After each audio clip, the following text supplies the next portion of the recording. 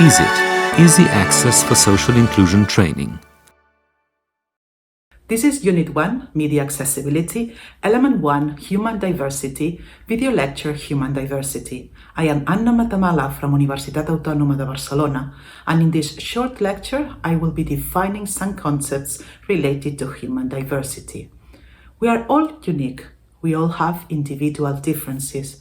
We can think of human diversity in terms of major differences between groups related to factors such as ethnicity, culture, gender, sexual orientation, marital status, first language, socioeconomic status, age, physical and mental capabilities, religious beliefs, political beliefs, or national origin, among many, many others. These categories are not always fixed, and definitions of diversity may adopt a narrower or a broader perspective. I would invite you to read a chapter entitled Social and Psychological Perspectives on Diversity by Lilian Otaye Ejede and Lolija Acobo. It was published in 2020 in the second edition of the book Managing Diversity and Inclusion, edited by Jawad Syed and Mustafa Ozbilgin. The authors explain that what unites narrow and broader definitions of human diversity is the concept of difference.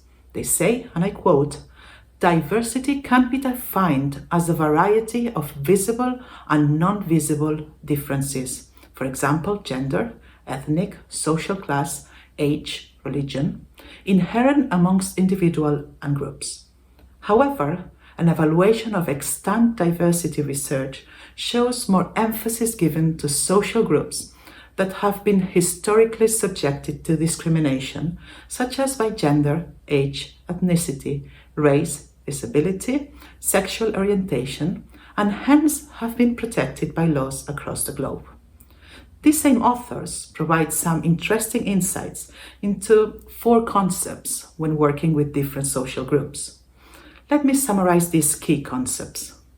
The first is stereotypes. Stereotypes are considered, and I quote, "biased generalizations about the social group. They are related to cognition. We learn them in different ways, for example, through communication with parents and peers, through the media, and, well, they are difficult to change. The authors I mentioned posit an example that we may decide that children who wear glasses are geeks, not good at sports, or that maybe blonde women are unintelligent. These are stereotypes. The second is prejudice. In a classic definition, Allport defines it as, and I quote, "antipathy based on a faulty or inflexible generalization." Prejudices are often based on stereotypes and impact on the way we communicate and behave with others, on the way we think. Given the way we think of a group, due to a stereotype, we develop a negative emotion towards a social group. We develop a prejudice.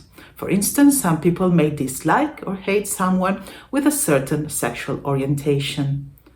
The third concept is unconscious bias. Without being aware of it, we may favor those who look like us or share similar values over others who don't. The last concept is discrimination. Discrimination is linked to behavior. When people are treated less favorably because they are linked to a group, because of age, physical and mental capabilities, ethnicity, etc., discrimination occurs. This discrimination can be direct or indirect and can take multiple forms. I will refer to 2 examples put by Lilian Otaye Ejede and Lolija Acobo in their chapter. For example, when a man and a woman are equally qualified for a post, the job may be offered to the male because most of the staff are men and think the men will fit in better. This would be direct discrimination. Another example would be when a higher education institution does not allow dogs at all on the premises. This can be an indirect discrimination against persons with sight loss with a guide dog.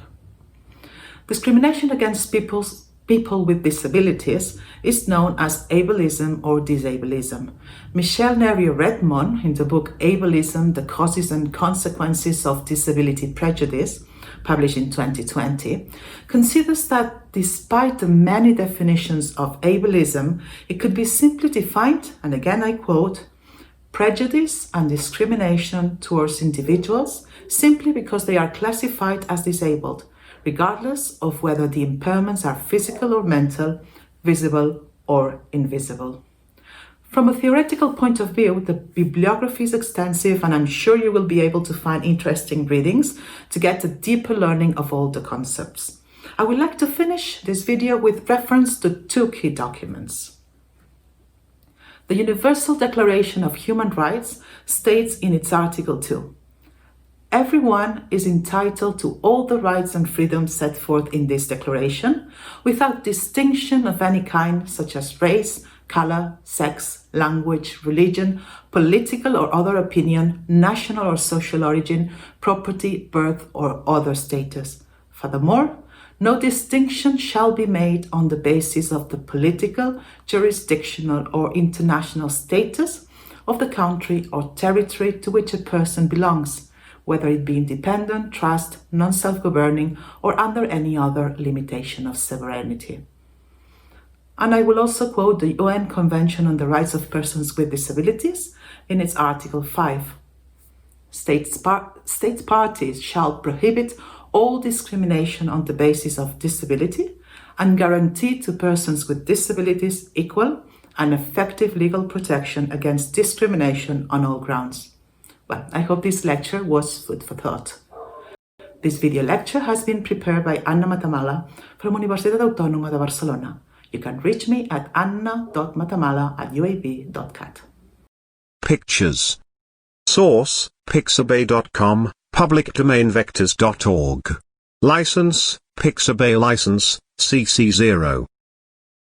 The project EASIT has received funding from the European Commission under the Erasmus Plus Strategic Partnerships for Higher Education Programme, Grant Agreement 2018-1 ES01 KA203 05275. The European Commission's support for the production of this publication does not constitute an endorsement of the contents, which reflect the views only of the authors, and the Commission cannot be held responsible for any use which may be made of the information contained therein. This work is licensed under a Creative Commons Attribution, Share Alike 4.0 International License. Partners of the EASIT project: Universitat Autónoma de Barcelona, Università degli Studi di Trieste, Universidade de Vigo, Stiftung Universität Hildesheim, SDI München, Dyslexie-Verbundet, Radio Televizija Slovenija, Zavod RISA.